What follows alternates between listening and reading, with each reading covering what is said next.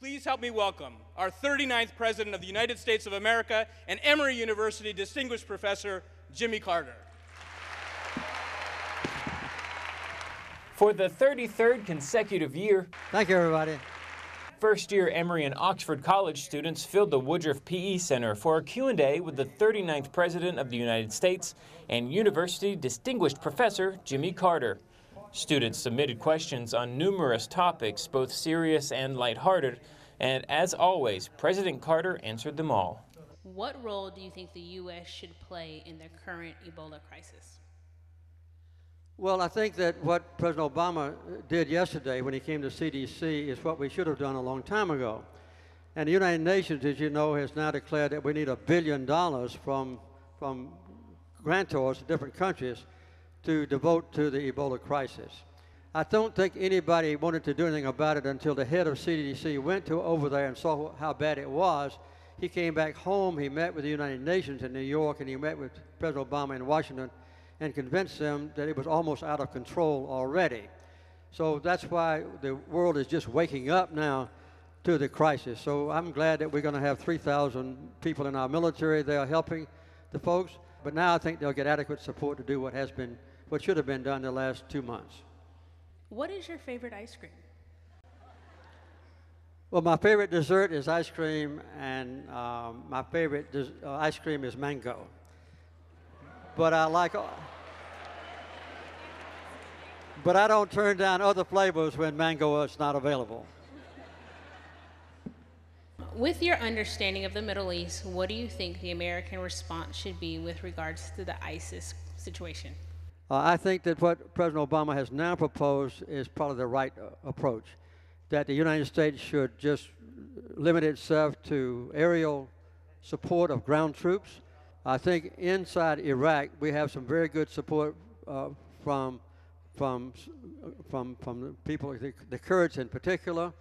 They are the only fighters that we've seen yet that are willing to stand up to ISIS troops. And my hope is that Iraq can put together a group of army people that will do that. The unfortunate aspect now of what President Obama proposed was that we don't have any ground troops that can fight side by side with us inside Syria. There's no other Arab country that has aligned itself with us to fight against ISIS.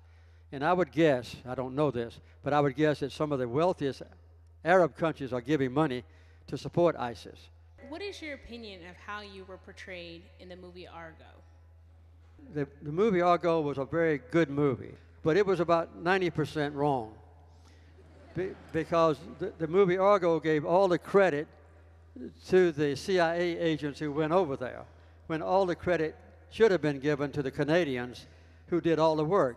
By the way, these 6 hostages never did get caught, weren't even known to be over there until after they were safe in Switzerland. But the last scene in the movie, if you remember it, was a pickup truck was outrunning an airplane taking off. I never have seen a pickup yet that could go 240 miles an hour. But anyway, because the Iranians had found out that they were there and were trying to capture them, that didn't happen. But the movie was a great movie, dramatized, maybe to the extreme. President Carter, what is your favorite thing about Emory? So I like the freedom at Emory. I like the diversity of Emory. I like the constant striving for excellence in every aspect of Emory's life. I like the opportunity to meet with a lot of different kinds of people here. Every year, one of my months is spent dealing with foreign students. And so the diversity, the high academic standards, and the freedom on the Emory campus are the things that appeal to me very greatly. If you could describe the U.S. in one word, what would it be? Searching. My hope is that in the future, America will become a genuine superpower. And I would ask you, what would be your definition of a superpower?